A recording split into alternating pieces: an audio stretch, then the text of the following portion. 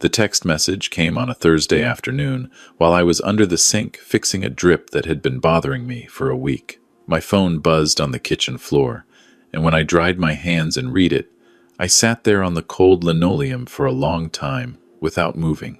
It was from my son. 38 words. I have counted them since, the way you count a wound to understand how deep it goes. Dad, Vanessa and I talked it over, and we think it's best if you don't come to the grand opening. The investors and press will be there. We need everything to look a certain way. We'll celebrate with you separately, just family. Please understand. Love, Derek. I read it again. Then a third time. I looked at the word family and I thought about what it means when a man uses that word to describe an event you are being excluded from. I set the phone down on the counter. I went back to the sink. I finished fixing the drip. My hands were steady. My hands are always steady. I am 64 years old. My name is Robert Merritt, though everyone has called me Bob since I was 9 years old, standing on a loading dock in Cleveland helping my father unload freight on weekends. I have a face that looks like it was left out in the weather too long, a gray beard that my late wife Margaret used to trim with kitchen scissors while she laughed at me for sitting still, and a 2001 Ford Ranger that I bought used and have driven for 22 years because it runs, and I do not believe in replacing things that still work. To the people who did not know me, I looked like a retired handyman, a man whose best days were the days he did not complain about his knees. To my son, apparently, I was something to be explained away. Derek had always been a good kid, quiet, serious, the kind of boy who took apart radios to see how they worked and put them back together perfectly. He wanted to be a chef from the time he was 12 years old, and I never once told him that was a bad idea. I worked double shifts at the warehouse so I could send him to culinary school in Nashville. I drove 8 hours each way to be at his graduation. I sat in the bleachers in a sport coat that was too tight, and I cried in a way that embarrassed me, and I did not care. Then he met Vanessa. She was beautiful and sharp, and she had grown up in a house where the floors were marble, and the wine at dinner cost more than my grocery budget. She was not a bad person, I told myself, for the first 2 years. She was just from a different world, and she looked at mine the way a person looks at something stuck to the bottom of their shoe. The comments started small. A raised eyebrow when I showed up to Sunday dinner in my work clothes because I had been fixing a fence post all morning. A tight smile when I told a story about the old neighborhood. A whispered conversation with Derek in the kitchen that stopped when I walked in. Then one Christmas, she asked me, very politely, if I would mind parking my truck around the side of the house because her parents were coming, and the street out front was already a little crowded. I parked it around the side. I did not say a word. Derek noticed none of it, or chose not to. He was building his dream. His first restaurant, a small Italian place he called Merritt's, had done well enough that he and Vanessa were opening a second location. This one was going to be different. Bigger, upscale. The kind of place with a custom wine cellar and a tasting menu that changed every week. They had investors from the city. They had press coverage lined up. They had done profiles in 2 regional food magazines. Vanessa had redesigned her entire Instagram presence to document the journey. She called it Elevate. The name always bothered me in a way I could not quite explain. What Derek did not know, what neither of them knew, was that the funding for Merritt's had not come entirely from the small business loan his bank approved. 3 years ago, Derek had come to me with his first business plan. His eyes were lit up the way they had been when he was 12 years old with those radios.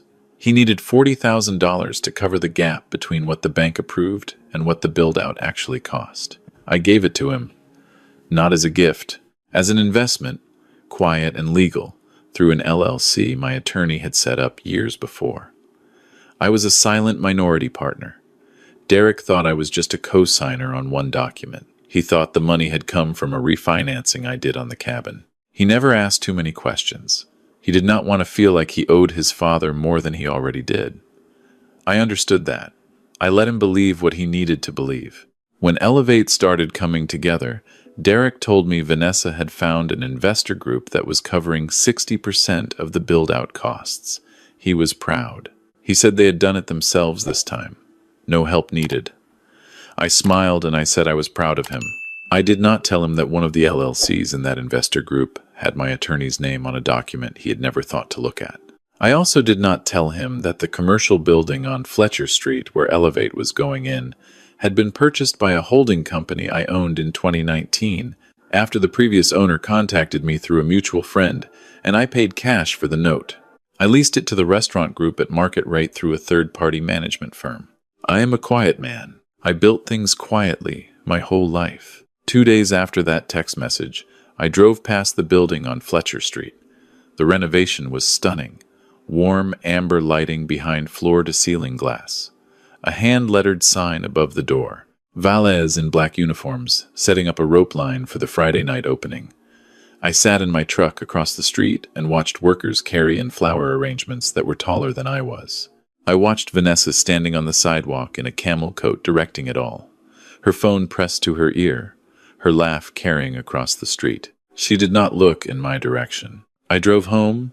I poured a glass of bourbon. I sat in the armchair in the living room where Margaret used to read, and I looked at the photo on the shelf of Derek at age 6, asleep against my shoulder at a baseball game. Both of us with mustard on our shirts, completely happy. I looked at that photograph for a long time. Then I called my attorney. His name is Paul, and he has been my attorney since I sold my logistics company 15 years ago for $6.3 million. Nobody outside of Paul and the accountant knew about that sale. Derek thought I had taken a severance and a small pension. I lived the same way I had always lived, because Margaret and I had agreed, years before she got sick, that money was not something you wore on your body. It was something you used to build things. And then you guarded it, and then you passed it on to the people who had earned it. Paul answered on the second ring. "Bob," he said, "how are we feeling?" I told him about the text message. I told him I had been excluded from the grand opening of a restaurant I had helped finance, in a building I owned, because my presence would not look a certain way to the investors. Paul was quiet for a moment. Then he told me something I had not known. He told me that 2 weeks earlier, he had flagged an irregular transfer in the financial accounts tied to the restaurant group. A vendor payment to a company called Lumen Creative Services. $42,000 over the past 8 months, listed as marketing and branding. Paul had tried to track down Lumen Creative. The company had one employee listed with the state and no verifiable client history beyond the restaurant group. He thought I should know. I thanked him. I told him to hold on anything for now. Then I made another call to a man named Garrett who used to work investigations for the state attorney's office and now ran a private firm out of an office above a dry cleaner on the east side. I had used him twice before. He was thorough, fast, and he did not editorialize. I told him I needed a full picture. Everything. 4 days later, a manila envelope appeared in my mailbox. I opened it at the kitchen table with my reading glasses and a cup of coffee. I read it slowly, the way you read a report on a building you are considering buying. Calmly, carefully, looking for the structural problems. The first pages were standard. Vanessa's background, her education, her employment history before she married Derek. Nothing alarming. She was smart and well-connected and had worked in hospitality management before deciding to go into business with my son. Then I turned to the section Garrett had labeled Current Associations. The $42,000 in payments to Lumen Creative Services had gone to an account controlled by a man named Christopher Hale. He was 31 years old. He listed his occupation on social media as a freelance brand strategist and entrepreneur. His most recent verifiable income before the Lumen payments was a bartending job he had quit 14 months ago. He lived in a renovated loft apartment downtown. He drove a leased Range Rover. His monthly expenses, based on the financial picture Garrett had assembled, far exceeded any legitimate income. There were photographs. Garrett had included them, matter-of-factly, clipped to the back of the section. Vanessa and Christopher at a rooftop bar. Vanessa and Christopher at what appeared to be a weekend away based on the background. A receipt from a hotel in Charleston dated 3 months ago. Paid on a card tied to the Elevate business account under a line item labeled Vendor Consultation. I set the photographs face down on the table. I sat with that for a while. I did not feel the hot rush of anger I expected. What I felt was something colder. The feeling you get when a structure you built fails its inspection, not surprise. Just the recognition that a flaw had been there long before the crack became visible. Derek did not know. I was certain of that. My son was many things, but he was not a fool, and he was not a man who would look the other way at something like this. He was working 70 hours a week to make Elevate succeed. He thought his marriage was solid. He thought his investment group was clean. He thought everything he had built was his. I looked at the photograph of Vanessa at the opening night setup, the one I had taken from my truck window on my phone. I looked at the hand-lettered sign over the door, Elevate. I thought about that word and what it was supposed to mean and who exactly was being elevated. I called Paul back. "I want you to pull my shareholder agreement for the restaurant group," I said. "And I need you to look at the lease structure on the Fletcher Street building." "Already pulled," Paul said. "Your LLC holds a 22% equity stake in the restaurant group under the silent partner clause. And you carry standard landlord remediation rights on the building lease. If a tenant violates the terms, including financial fraud, misuse of funds, or material misrepresentation to co-investors, you have the right to initiate a lease review and freeze the operating account pending investigation." "What about the grand opening?" I asked. "Friday night, 2 days away." Paul was quiet for a moment. Then he said, "Bob, if you want to walk through that door on Friday, legally, there is nothing they can do to stop you. You are a shareholder. You are the building owner. If they attempt to remove you or prevent your entry, that constitutes grounds for immediate action under multiple provisions." I told him I did not want to walk through that door. Paul paused again. He knew me well enough by now to wait. "I want to be outside the door," I said. "I want to watch what happens from out there. And at the right moment, I want you to make a single phone call to the building's management company." "Tell me exactly what you need," Paul said. I told him. Friday evening, I dressed in a clean flannel shirt and my good jeans, and I drove the Ranger to Fletcher Street. I parked a block away, out of the cone of light from the street lamps. The valet line was already 4 cars deep. I could see people in formal wear moving through the amber glow of the restaurant's front windows. Laughter drifted through the cold November air. I had my phone and a thermos of coffee. At 8:17, I saw Derek come outside to greet someone. He was wearing a suit I had never seen. He looked good. He looked like a man at the beginning of something. I watched him shake hands with 3 men in expensive coats, laughing, gesturing back toward the restaurant with the kind of easy confidence that takes years to build. He had built it. I felt a surge of pride so strong it physically hurt. At 8:45, Vanessa came outside with Christopher Hale. I recognized him from the photographs. He was wearing a dark blazer. She touched his arm twice in 30 seconds. Derek was still inside. I watched them stand together in the pool of light above the door, heads close, and I took 3 photographs with my phone. Not because I needed them, but because a builder always documents before demolition. I sent the photos to Paul with a 1-line message. Give it 20 minutes, then make the call. I poured coffee from the thermos.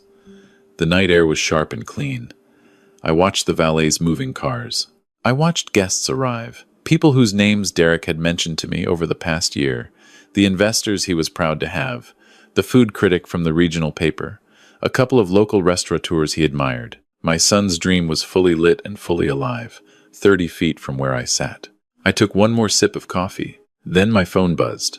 Paul, call made. Management company contacted. Lease review flag initiated. I watched the window.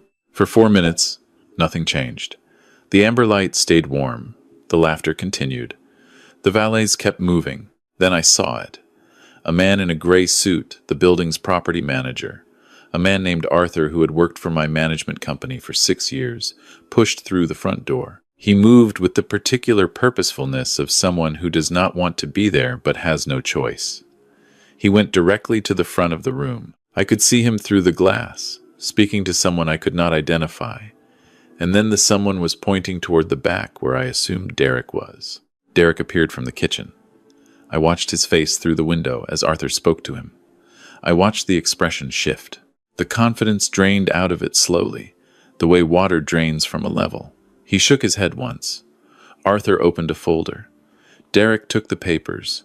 He read them, standing there in the middle of his grand opening in his good suit, and I watched him go completely still. A man goes still like that when the ground disappears. The room noticed. The conversations paused in clusters, rippling outward from Derek the way silence spreads when something is wrong. Vanessa appeared from the side of the room. She reached for Derek's arm. He stepped back from her. Just one step, but I saw it. I got out of the truck. I walked down the block, and I stood on the sidewalk outside the window. The valet looked at me, an older man in flannel, standing in the cold, and started to say something. I showed him the document Paul had messengered to me that afternoon, the one with the property management letterhead, confirming my right of access to the building as the owning entity. The valet read it twice and stepped aside. I pushed the door open. The warmth hit me first, and then the smell of the food, something with rosemary and browned butter that Derek had told me about 6 months ago when he was testing the menu, and then the sound of the room, which had gone very quiet. Derek saw me. He was still holding the papers Arthur had given him. His face was the face of someone doing math they do not want to finish. He looked at me, standing in the doorway in my flannel shirt, among 50 people in formal wear, and something crossed his expression that I had not seen on my son's face since he was a boy, and had broken a window and had to come tell me about it. Not fear. Something closer to shame, but pointed in a direction he was only beginning to understand. "Dad," he said. His voice cracked on the single syllable. I walked toward him. The room stayed quiet. Vanessa was 3 feet to his left, and she had gone pale in a way that had nothing to do with the lighting. Christopher Hale was near the bar, and he was looking at the exit. I stopped in front of Derek. I put my hand on his shoulder. "I know," I said quietly. "I know, and we are going to get through it." He looked down at the papers in his hand. Lease review. Pending investigation into financial irregularities. Silent partner audit rights activated. He was reading the words and connecting the dots that he had never needed to connect before, because no one had ever asked him to look. "What is this?" Derek said. His voice was controlled, but barely. "What does silent partner mean? You told me you were a co-signer." "I told you what you needed to hear at the time," I said. "You needed to believe you had done it yourself. You almost had." He looked at me. I could see the calculations happening, the restructuring of the last 3 years inside his head. The $40,000 for the build-out, the investor group, the building lease that had always been handled by a third-party management firm he had never met in person. "You," he said. "The building." I nodded. "All of it?" "Not all of it," I said, "but enough of it. Enough to know what has been happening with the accounts." I watched him turn to Vanessa. He did it slowly. The way you turn towards something you already know is going to hurt. She opened her mouth. The words she had prepared, the deflection, the reframe, the explanation that had probably sounded airtight at 2 in the morning when she rehearsed it, none of them came out, because Derek's face had changed. The math was done. He had run the numbers on 8 months of Lumen Creative Services, and the Range Rover, and the hotel in Charleston, and the $42,000 that had gone somewhere it was never supposed to go. And the answer was not a number. It was a person standing too close to the bar pretending not to be involved. Derek said Christopher's name. Just his name, nothing else, in the flattest voice I had ever heard from my son. Christopher Hale set his glass down and left through the side door. He did not run. He walked quickly and quietly like a man who had practiced that exit. The room watched him go. Nobody stopped him. The food critic from the regional paper put down her pen. The investors began standing up. I recognized the look. I had been in enough boardrooms to know when men in expensive coats are calculating their exposure. 2 of them were already on their phones by the time they reached the door. They did not say goodbye to Derek. They did not have to. Arthur, the property manager, was still near the back. He caught my eye and gave a small nod and slipped out through the kitchen. The room emptied with the efficient, unsentimental quickness of people who have decided that whatever was happening here was no longer their event to attend. In 7 minutes, it was down to the staff, Derek, Vanessa, and me. Vanessa turned to me. For a moment I thought she was going to speak to me directly, woman to difficult father-in-law. The way she had always managed our conversations, controlled, slightly elevated, projecting the authority of someone who had always had the upper hand. But whatever she saw in my face was not what she expected from a man in a flannel shirt. She looked, for the first time since I had known her, genuinely uncertain. "Derek," she said, his name only, reaching for him.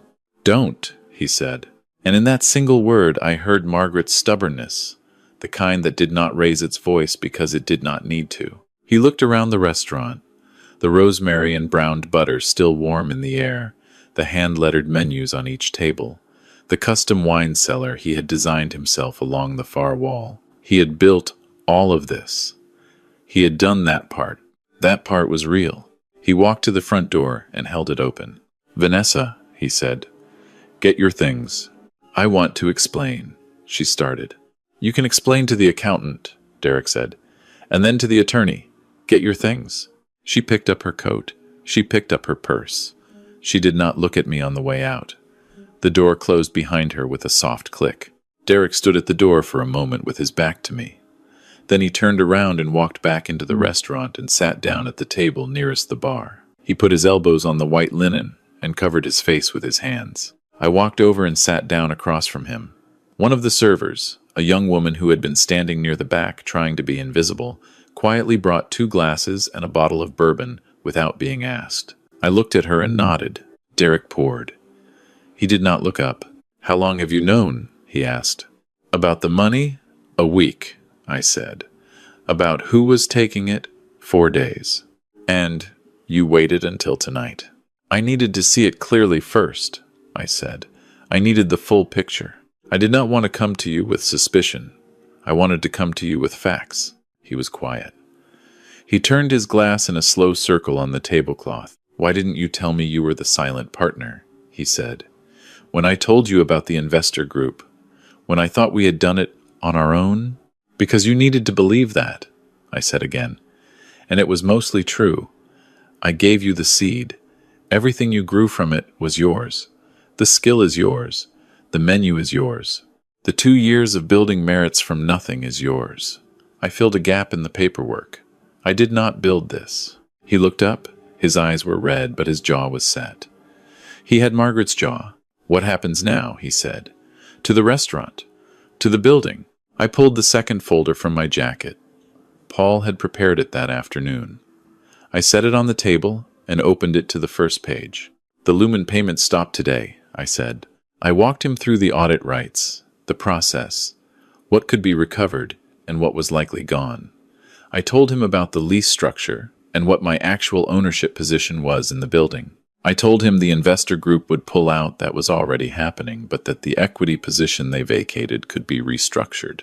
It would take time. It would take work. He read the pages slowly. He was always a thorough reader. "Dad," he said. He stopped. He set the papers down. He looked at me the way he had looked at me when he was 12 years old and had just learned that his mother was sick, and he did not know what to do with something that big. "I don't know what to say to you. You don't have to say anything tonight," I told him. "I should have called you," he said. "When Vanessa said not to invite you, I should have called you anyway. I told myself it was one event. It was just business. It was easier. I told myself you would understand."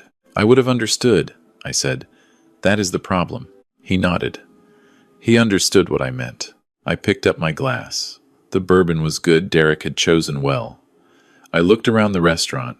The amber light was still on. The wine cellar caught the light along the far wall. There were 48 hand-lettered menus on 48 tables and not a single person to read them. "The food critic is gone," Derek said. "The launch is dead." He said it flatly. "Inventory of the damage." "The restaurant is not dead," I said. "The restaurant is still here. The room is still here. The kitchen is still here. Everything you know how to do is still here. You had one bad night. You had a worse partner. Those are correctable problems." He looked at me. "How is any of this correctable?" I reached into my shirt pocket. I pulled out a key. Not a symbolic key, a physical one. A copy of the building master that Arthur had cut for me that afternoon. I set it on the table.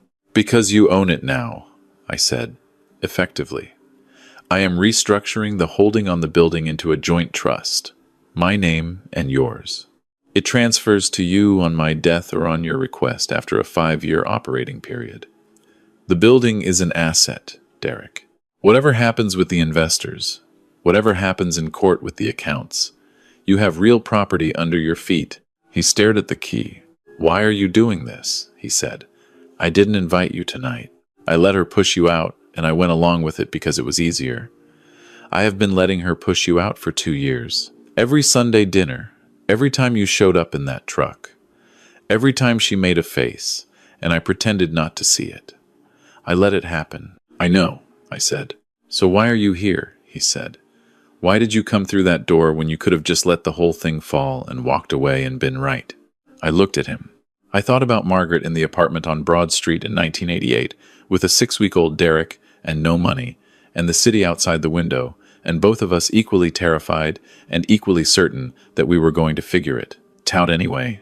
Because we had each other, and that was not nothing. That was everything. Because you are my son, I said. And a man does not abandon a foundation he built just because someone else put up the wrong walls. You take the walls down. You start over with the foundation. The foundation is still good. He put his hand over his eyes. His shoulders shook once, the way a structure settles when the pressure releases. We sat there for a while, in the empty restaurant. The staff eventually came out from the back and quietly began clearing the event setup, the untouched plates, the centerpieces, the programs that had been printed and folded and never distributed. They worked efficiently and without being told, the way people work when they are loyal to the kitchen and not the occasion. Derek poured another glass. He asked me how much I had made on the logistics company. I told him. He sat with that number for a long time. You drove that truck, he said. I still drive it, I said. Mom knew? Everything, I said. She designed the whole plan. She said wealthy people who wear it on their faces spend it faster than they make it. She said real money is quiet. She said we were going to give you a foundation, not a chandelier. He smiled. It was small and exhausted, but it was real. She was always smarter than both of us, he said. Considerably, I said. We talked until the last server had gone, and the kitchen was locked, and the amber light out front finally dimmed on its automatic timer. We sat in the dark for a little while, with the bourbon and the sound of traffic outside. At some point, Derek said he supposed he needed to call a lawyer. I told him Paul's number was in the folder. He said he supposed he needed to find somewhere to stay tonight. I told him his old room at the house still had a bed in it, and the heat worked fine. He nodded. He picked up the key from the table and turned it over in his fingers. We have to rebuild the whole investor structure, he said. Reapproach the press. Figure out what the real numbers look like after the audit. Renegotiate the opening. That is correct, I said. That is about 3 months of work if you move fast. Probably more. He nodded again. The way he used to nod over the blueprints for his first restaurant when I was sitting next to him at the kitchen table and the list of problems felt longer than the solutions. Methodically, storing each problem in the right place so he could get to it in the right order. What do you need from me? He asked. Right now, I said, nothing. Tonight you need to eat something and sleep. Tomorrow I will come to the restaurant in the morning. You are going to walk me through the full financials, everything you have access to, and we are going to figure out the real shape of this thing. Not the shape Vanessa described to you, the actual shape. Okay, he said. And Derek. He looked at me. I want you to look at the menu, I said. The tasting menu. The one you designed. I want you to walk me through every dish and tell me why you chose it. Not the business reason, the real reason. He looked at the stack of hand-lettered menus still sitting on the service bar. After a moment, he stood up and walked over and picked one up. He brought it back to the table and sat down and opened it under the low light from the bar. He started from the beginning. He told me about the roasted beet dish and how he had first made it for Margaret in the hospital on one of her better days, bringing the components in separate containers and assembling it on the rolling tray table, and how she had eaten the whole thing and said it was the best thing she had ever tasted, and he had never been sure if she meant it or was being kind. He told me it did not matter. He put it on the menu because either way it meant something. I listened to every word. He talked for nearly an hour, course by course, and by the time we walked out of Elevate into the cold night air, he had the menu tucked under his arm and the key in his jacket pocket and something in his posture that had not been there earlier, a quality I recognized from the man I raised. The quality of someone who knows that the problem is real and the problem is manageable, and they are going to be the one to manage it. I drove him back to the house in the Ranger. He did not make any comments about the truck. The months that followed were not easy months. They were working months. The audit recovered 31,000 of the 42,000. The remaining 11 was gone, in ways that would take longer than the money was worth to chase. The investor group pulled out entirely, and Derek spent 8 weeks rebuilding a new equity structure with 2 partners he had vetted himself. People who had eaten at Merritt's and believed in the kitchen. He filed for a legal separation in January. He told me once, flatly, that it was the least complicated part of everything that had happened. Vanessa did not contest much. She had her own problems to deal with, none of which were my business. Derek lived in his old room for 6 weeks. He was up before I was every morning. He cooked breakfast sometimes. He was quiet in the way he had always been quiet, turning the problems over in his mind. But he talked to me at the kitchen table in a way he had not talked to me since before he was married. He told me about the food, which I understood only partially. He told me about the business decisions, which I understood well.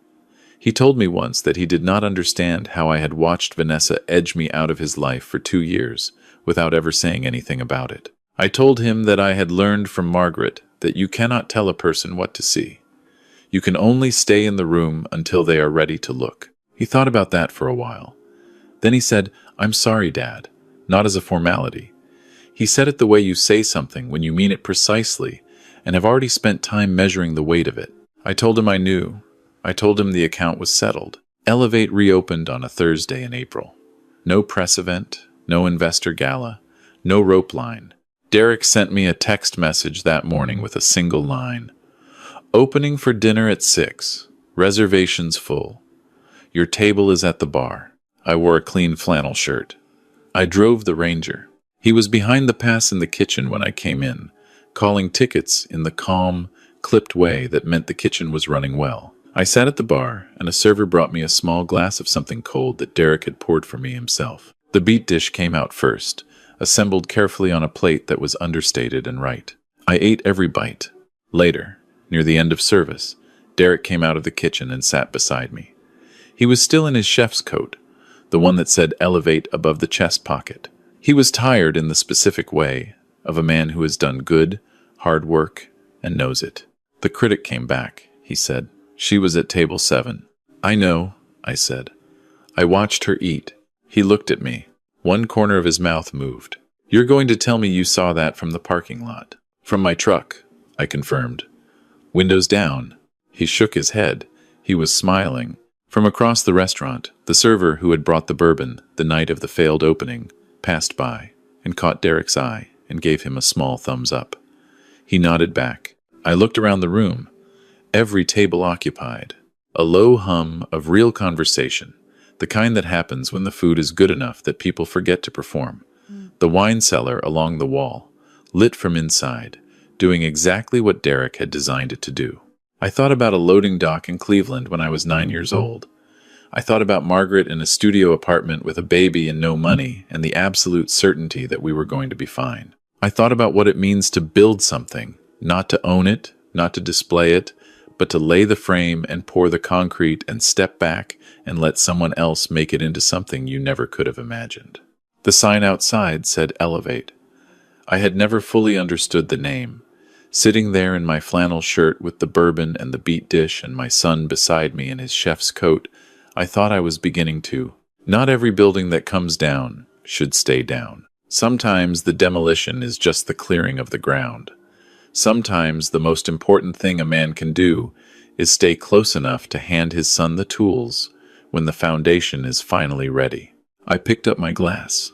Derek picked up his. We did not make a toast. We did not need to. The evening went on around us, warm and alive, and neither of us said another word for a long time. Before I tell you whose side you are on, drop a comment below. And if you have ever stayed quiet to protect someone who hadn't earned it yet, hit like. You know exactly what I mean. Subscribe to Frost Vengeance, because every week we bring you stories about the people who build in silence and the moment the world finally looks up and sees what they made.